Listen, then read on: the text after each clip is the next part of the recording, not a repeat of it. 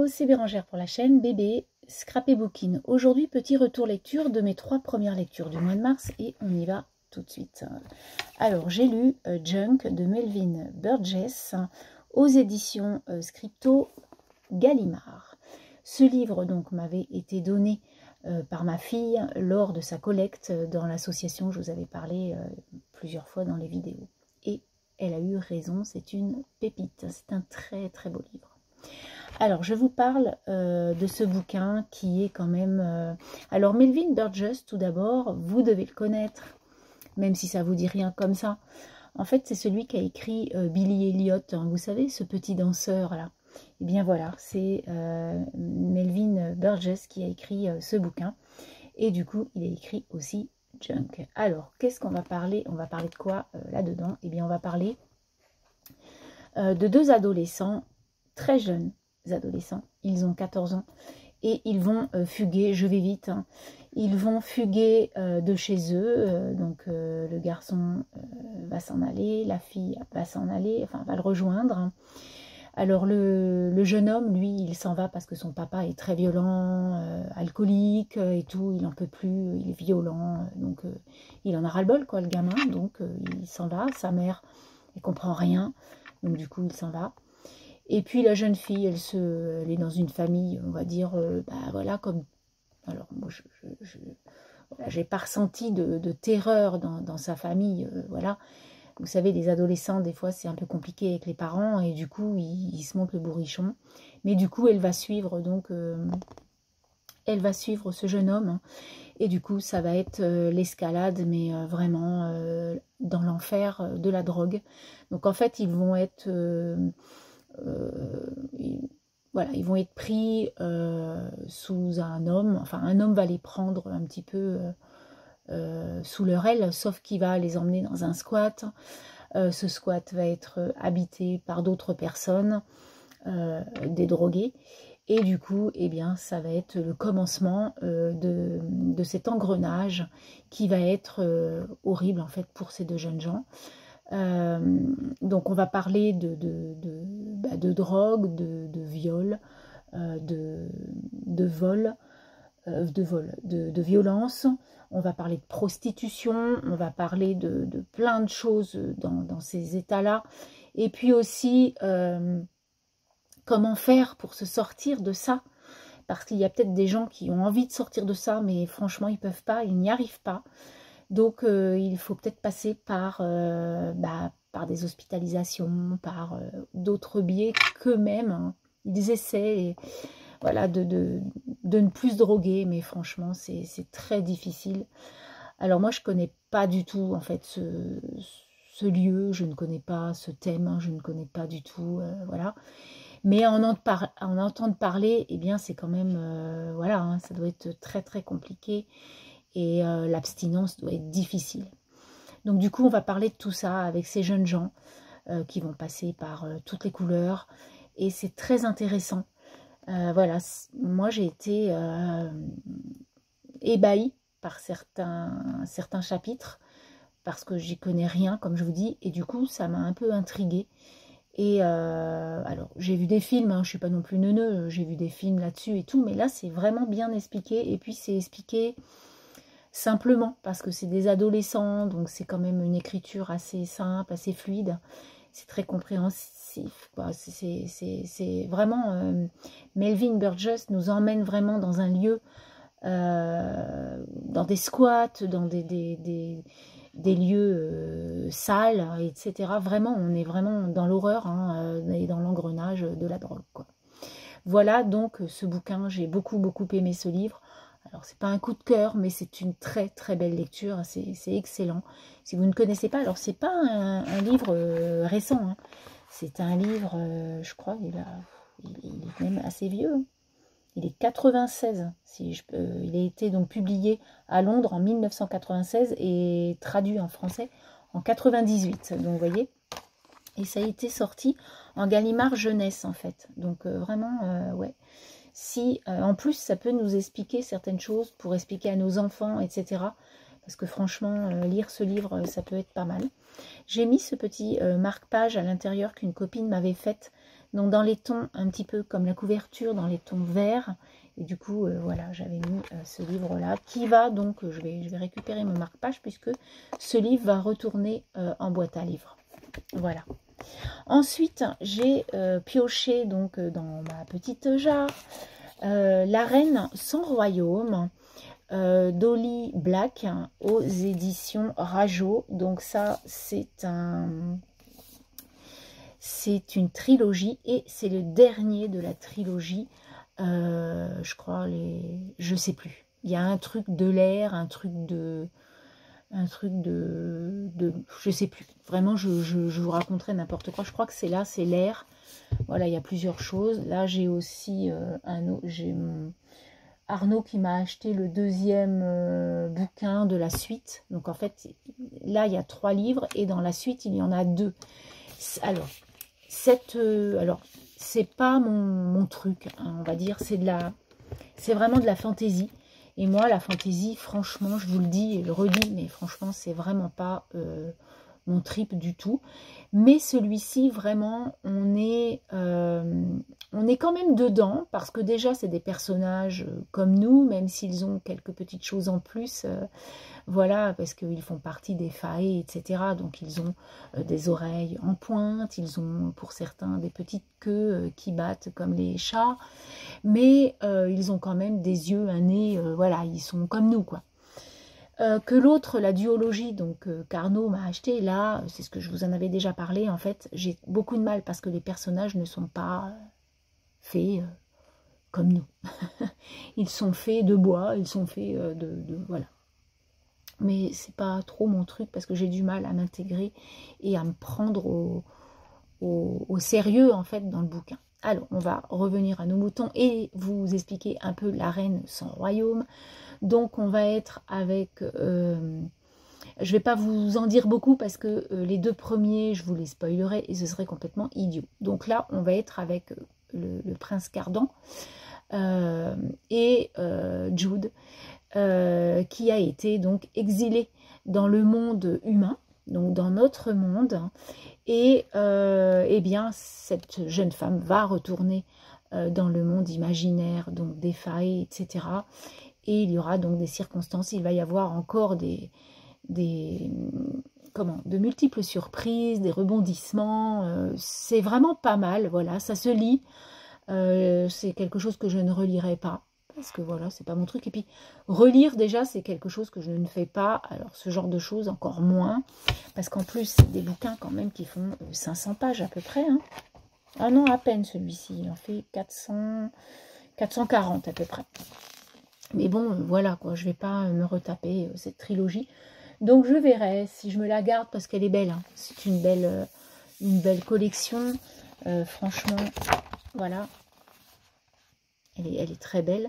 Alors moi, je ne savais pas pourquoi il y avait un serpent. Le serpent a bien sûr un sens. Hein. Le serpent a un sens dans ce livre.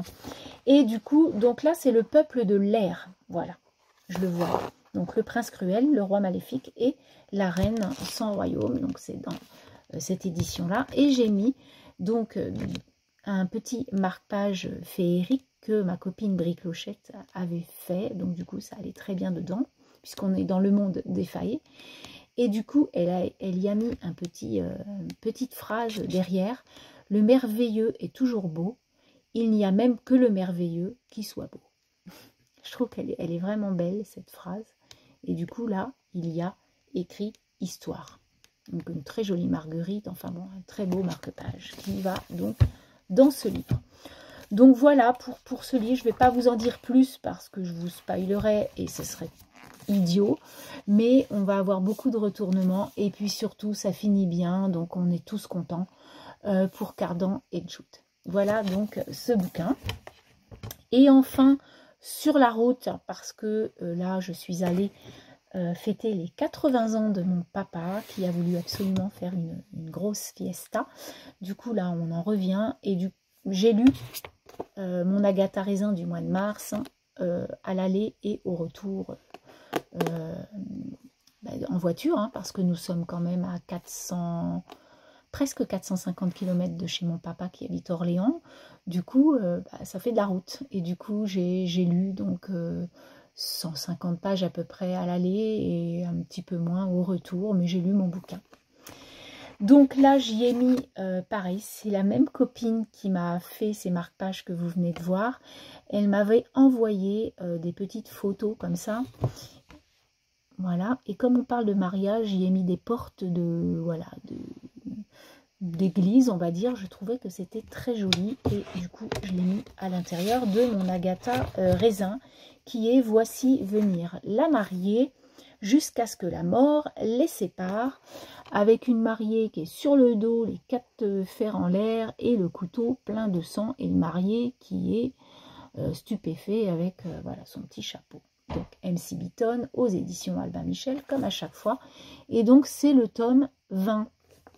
Voilà, donc dans ma pile à lire, je n'ai plus que le tome 21, donc pour le mois d'avril. Et après, je ne les ai plus. Donc je pense que au mois d'avril, je vais me commander celui de mai et juin sur Vinted. Je vais essayer de voir si... moi, je les prends à 5 €. Hein, parce qu'avec le port, du coup, ça me fait les 2 livres, en fait, pour 14 €. Parce que là, c'est 14 € un ou 14,90 € en ce moment.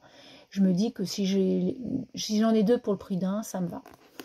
Donc, Agatha, dans ce livre, eh bien, j'ai bien aimé ce tome. Il est un petit peu plus haut que certains autres. Et donc là, on va avoir... Alors, pareil, je ne peux pas trop vous en dire parce que si vous commencez la série, ce serait dommage. Mais Agatha, donc, va participer à un mariage. Elle connaît très bien le marié. Et la mariée, donc, va être tuée avant le mariage. Et du coup, eh bien, qui a tué la mariée? Voilà, ça va être plein de rebondissements. Je voyais le coup venir. Par contre, là, je l'ai vraiment vu pour le coup. Donc, bon, voilà, on va être... Donc, la mariée est quelqu'un qui est né avec une petite cuillère dans la bouche, avec des parents bourgeois. Et le marié, je vous laisse découvrir parce que ce serait dommage de vous dire qui c'est. Mais comme je vous dis, Agatha le connaît très bien. Et donc, elle va... par contre, là, elle va être un petit peu émoustillée par plein de choses, en fait, dans ce livre. Hein. Et elle va quand même être très proche de la mort, Agatha, sur ce tome. Voilà, elle en échappe de peu.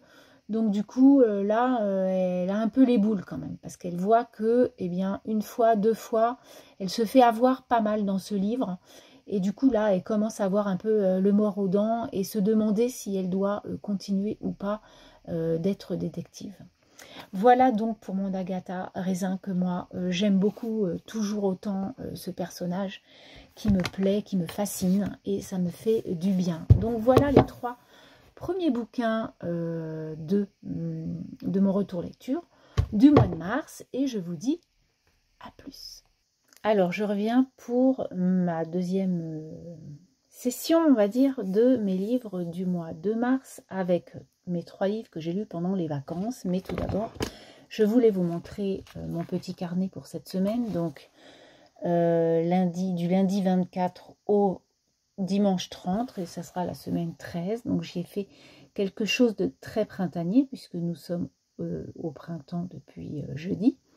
Et donc, vous voyez, j'y ai collé des petites poupettes comme ça, avec des gros yeux que j'adore, avec écrit printemps, avec écrit le bonheur se savoure ensemble, des pochoirs, des tamponnages, un bel appareil photo que je trouve trop beau, et puis toujours des petites poupettes trop choupies. Tranquillité.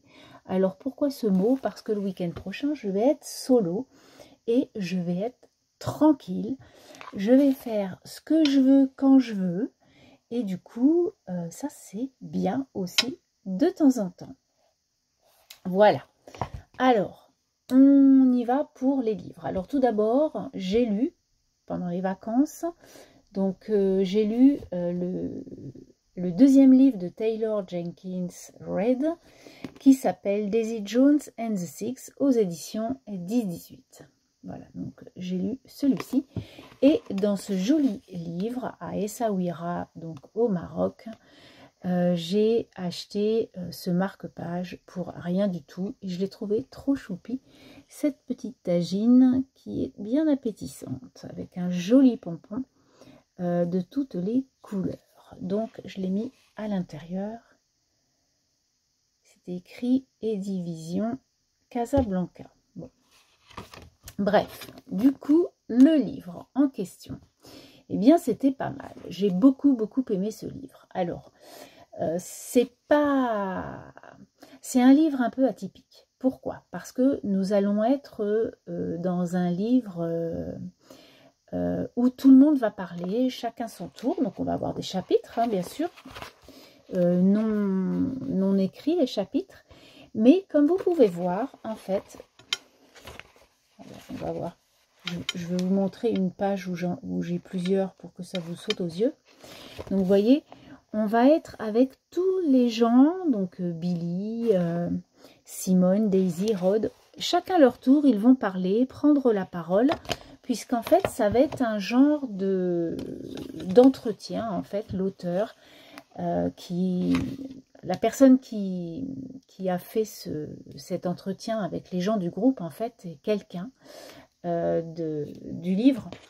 Et du coup, elle nous raconte un peu, ce qu'a été ce groupe de rock'n'roll pendant les années 70. Alors naturellement, c'est un groupe fictif hein, qui n'a jamais existé, avec des chansons qui n'ont jamais existé. Mais si vous mettez chansons Daisy Jones and the Six, ça va vous les ressortir parce que je pense qu'elles ont été imaginées aussi. Bref, tout ça, ce n'est que de la fiction, ça n'a jamais existé, mais ça nous relate quand même, si vous voulez, les ressentis d'un groupe de rock'n'roll pendant ces années aux États-Unis. Donc en fait, on va être surtout avec Daisy, bien sûr, hein, Jones, et Billy, qui vont être donc deux chanteurs. Donc il y en a un donc, qui va être dans le groupe The Six du départ, puisque c'est lui qui va monter ce groupe avec son frangin et des copains. Et Daisy, elle, normalement, est une chanteuse solo. Mais voilà, il arrive à un moment où les deux vont fusionner et du coup, eh bien, ça va être tout le montage du groupe, comment ils ont fait pour vivre ensemble, comment ils se sont aimés ou désaimés, leur amitié, leur amour, la drogue, le sexe, voilà, on va être là-dedans. Et tout le monde va nous donner sa version des faits, en fait, chacun leur tour, comment ça s'est passé, comment était l'un avec l'autre et tout ça. Et du coup, ça va être pas mal. On va quand même, enfin, on va vraiment vivre l'expérience de ce groupe. On va être vraiment à fond dans le rock'n'roll avec eux. Et puis, tous les déboires et tous les enchantements de ça, quoi. Et j'ai trouvé que c'était hyper bien écrit, hyper bien tourné. Et j'ai beaucoup aimé cette histoire. Vraiment, c'est un bouquin sympathique qui nous voilà, très rock'n'roll, quoi. J'ai beaucoup aimé ce bouquin. Alors, c'est pas un coup de cœur. Le coup de cœur, je l'ai eu avec son premier, que j'avais adoré, qui n'est autre que Les Sept Maris de... je ne sais plus le nom, mais en tout cas, j'adorais le premier livre de Taylor Jenkins Reid, mais elle ne m'a pas déçue du tout dans celui-ci. Donc, nous allons continuer avec le livre de Marie-Bénédicte, L'affaire Mitford, aux éditions 10-18. Donc, il y a peu que je l'ai acheté celui-ci et je voulais absolument l'emmener dans mes bagages. Donc, il faut savoir que la famille Mitford a vraiment existé, hein. Et du coup, là, nous allons être avec donc cette famille, les parents, et puis leurs 6 filles et leur fils. Mais nous allons quand même être avec plutôt 3 filles. Et comment? Donc avec 3 filles, Nancy, Diana et Unity. Mais ces 3 filles donc de cette famille Alors tout au début, on va parler de la noblesse anglaise, les bals, les cocktails, les embrassades, les jalousies, les cancans et tout ça. Et du coup, après, on va vraiment être avec les trois sœurs. Et donc chaque chapitre, en fait, on va avoir une sœur. Donc ça va être chacune leur tour, elles vont parler, on va parler d'elles. Donc Diana, c'est une jeune femme qui a 2 enfants d'un premier mariage. Et puis là, elle est avec comment? Il s'appelle comment? Oswald Mosley. Donc c'est un chef de file du fascisme britannique qui commence à monter.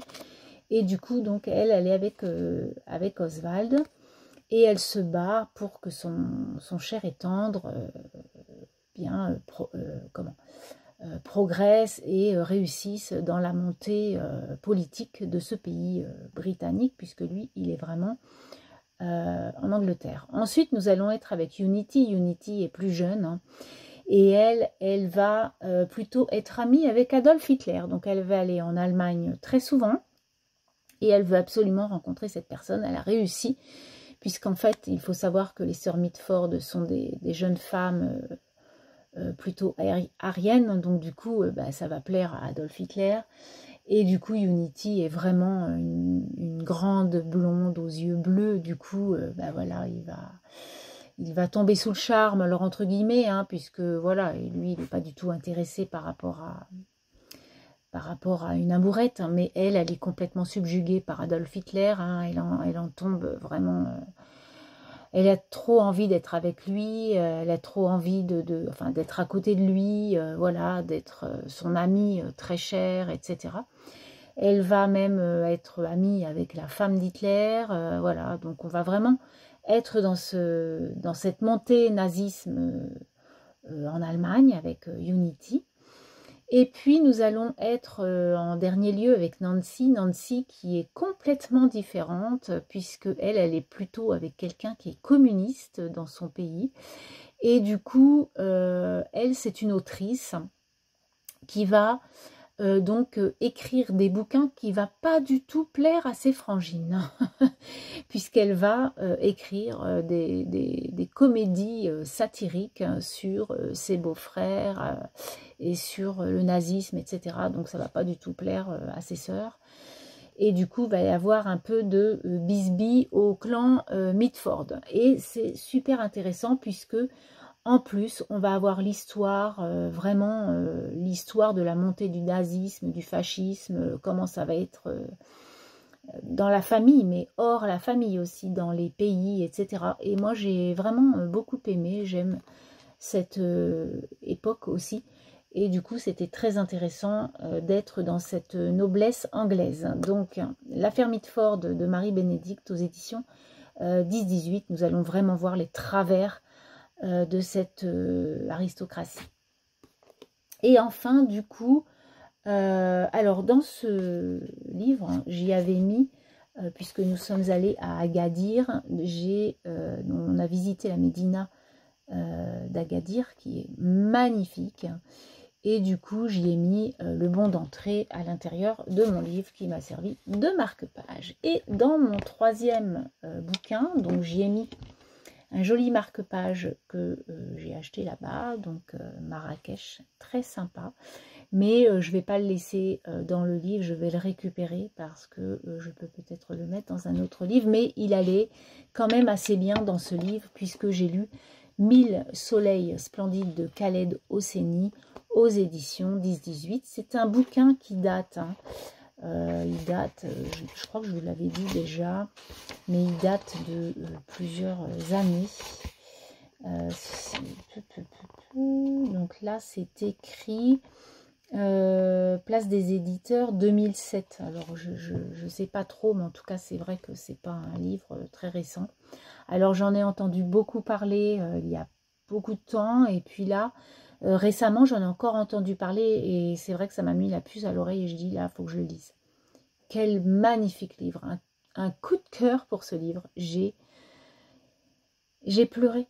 j'ai eu beaucoup d'émotions dans ce livre, ça m'a bouleversée. Donc là, nous allons être en Afghanistan, à Kaboul, avec Mariam et Laïla. Donc en fait, Mariam est une jeune femme qui est née d'un homme marié et d'une femme célibataire, donc pas sa femme en tout cas. Hein. On sait que là-bas, les hommes ont plusieurs femmes, mais en tout cas, elle n'en était pas une. Hein.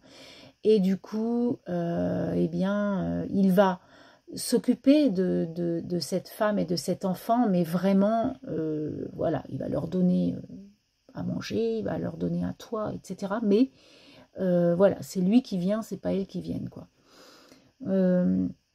Donc Mariam attend son papa une fois par semaine. Elle fait beaucoup de choses avec son papa quand elle est petite. Et puis un jour, elle veut vraiment aller voir son père parce qu'il lui dit des choses, puis il ne les fait pas.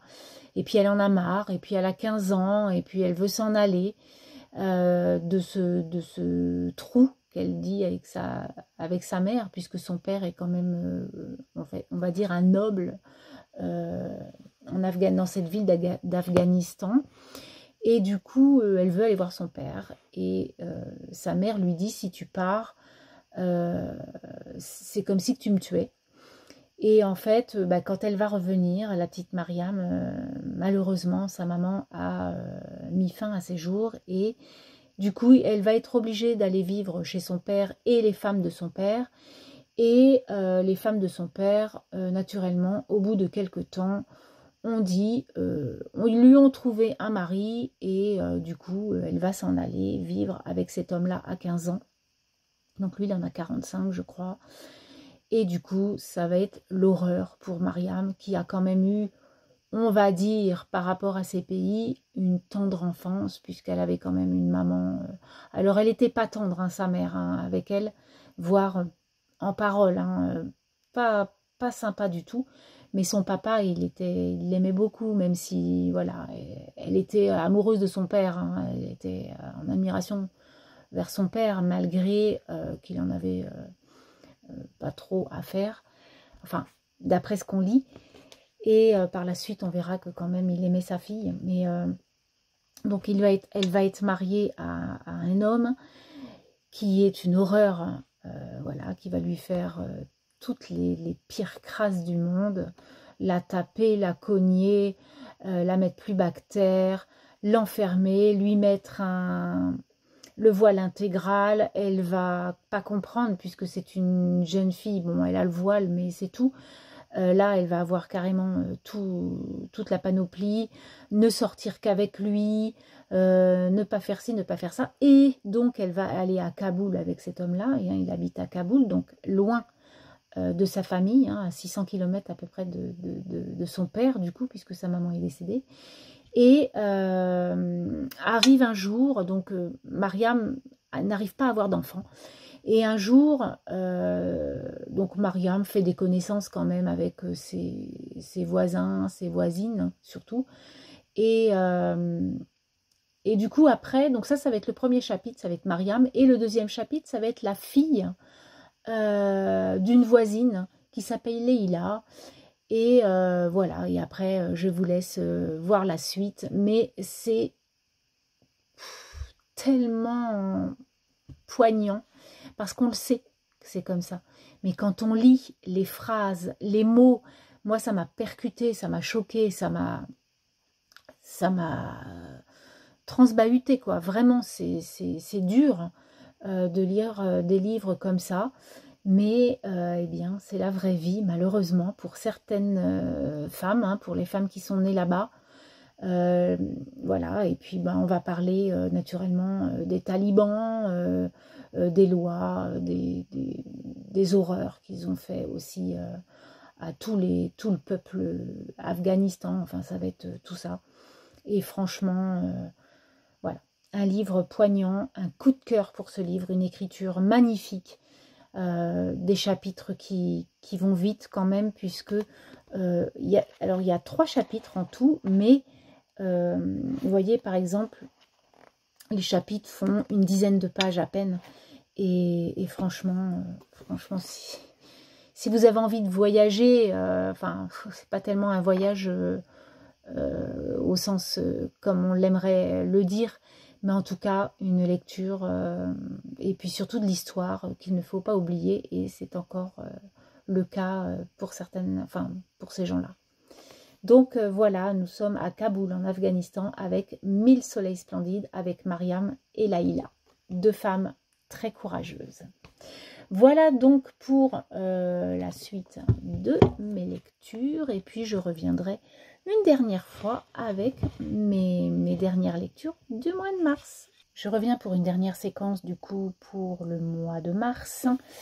Je vais vous présenter 3 bouquins. Alors tout d'abord, j'ai lu Une sacrée mamie, le tome en édition double numéro 5, en sachant que donc dans cette série en livre simple, nous avons 10 volumes, enfin voilà, 10 bouquins, et du coup comme je les ai pris en édition double dès le départ, et eh bien moi j'en ai 5. Alors je vous ai souvent dit que j'adorais cette saga, donc du coup ça y est, elle est terminée pour moi. Je la relirai dans quelques années, alors pas l'année prochaine ni dans 2 ans, mais voilà, dans 5-6 ans, pourquoi pas la relire. J'ai beaucoup aimé cette saga manga. Une découverte pour moi, le manga, puisque je ne connaissais pas.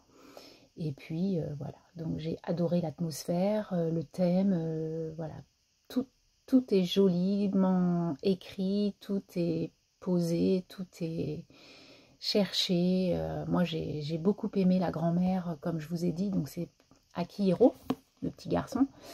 Ça va être la vie de ce petit garçon qui est en pension, on va dire, chez sa grand-mère, puisque sa maman ne pouvait pas éduquer ses 2 enfants, hein.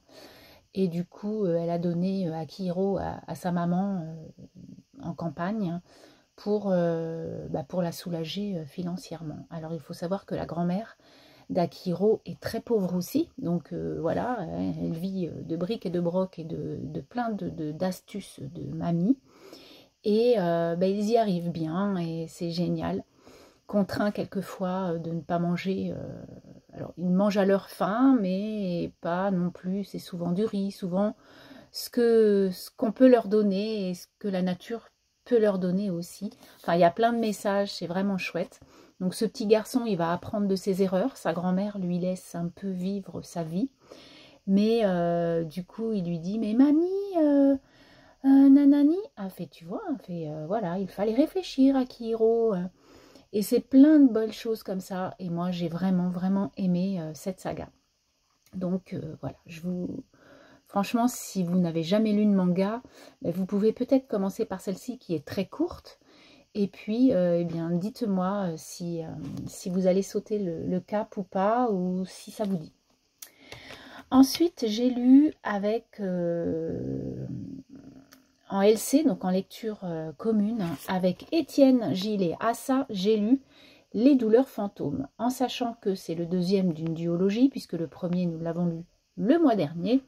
Nous avons lu Je revenais des autres. Donc en fait, on va être dans ce bouquin 5 ans après le premier livre de Melissa d'Acosta.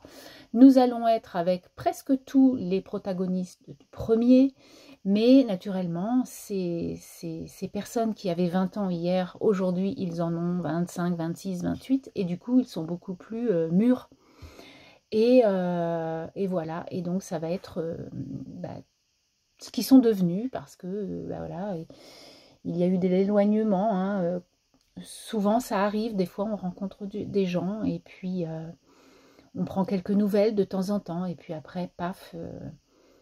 plus de nouvelles. Mais là, il y avait un sujet, en fait. Pourquoi il n'y avait plus de nouvelles? C'était écrit, en fait. Et alors, bon, il faut savoir que Melissa d'Acosta, j'ai beaucoup aimé ses premiers livres. J'ai lu Tout le ciel bleu, que j'ai adoré. J'ai lu Les lendemains, que j'ai adoré. J'ai lu Les femmes du bout du monde, que j'ai aimé. Voilà, c'était une belle lecture. Je n'ai pas eu de coup de cœur pour ce livre.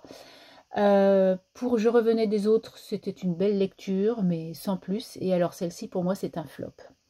Alors, je vais me faire huer, parce que je sais que vous êtes beaucoup à avoir aimé ce livre. Moi, en fait, les thèmes abordés sont très profonds si l'on va chercher un petit peu. C'est vrai que voilà, l'amitié, l'amour, la jalousie, le manque de communication, ce qui fait que bah voilà, il y a des problèmes humains intérieurs. On en veut à la personne alors qu'on aurait communiqué, bah, ça serait peut-être autrement.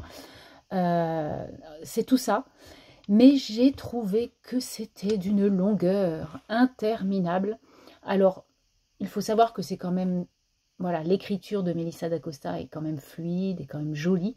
Donc en fait, on tourne les pages au fur et à mesure. Alors moi, j'étais en lecture commune, je ne pouvais pas tourner les pages autant que je voulais, comme bien souvent. Mais bon, voilà, on s'arrête à un chapitre comme tout le monde et on est en règle, quoi. Mais j'avais envie de terminer parce que ça me posait problème. En fait, je savais, dès les 50 premières pages, je savais où ça allait finir. Alors, en discutant avec mes acolytes, là, on se disait, mais non, quand même, ça va pas finir comme ça, c'est pas possible, il va y avoir quelque chose, elle va détrôner et elle va y avoir un retournement de situation. Mais non, c'était ce qu'on avait dit au début qui s'est passé et j'ai été très, très, très déçue de ce livre. Donc voilà, moi, ça, c'est pas quelque chose que je retiendrai, en fait. Je vais le garder parce que je vais faire la collection des Melissa d'Acosta en poche, puisque j'ai commencé en poche, donc je finirai en poche. Là, j'ai la doublure à lire, donc ça va pas être le mois d'avril, mais au mois de mai, toujours en lecture commune. Après, il y aura La Faiseuse d'étoiles, qui est un tout petit livre, donc ça va aller très vite. Et puis enfin, le dernier, je ne sais plus, mais quand il sortira en poche, puisqu'il n'y est pas encore sorti. Voilà donc ce que je peux vous dire de ce livre. Donc, effectivement, les thèmes sont beaux, mais non. Et puis, comme j'ai pas aimé déjà la fin du premier livre, bah, naturellement, vu que ça se suit, j'ai pas aimé celui-ci, naturellement.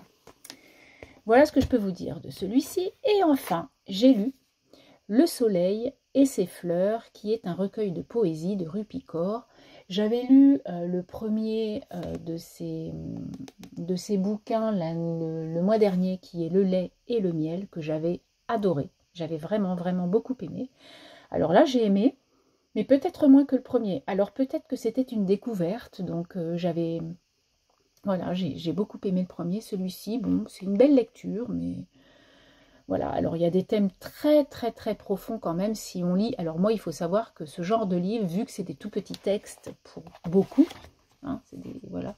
Alors il y en a des un peu plus grands, mais il y en a qui font 3-4 pages hein, quand même. Je ne sais pas si je vais pouvoir vous en trouver un, mais voilà. Il y en a qui sont un petit peu plus longs. Il y a un peu plus de lecture dans celui-ci que le premier. Mais non, c'est pas... Voilà.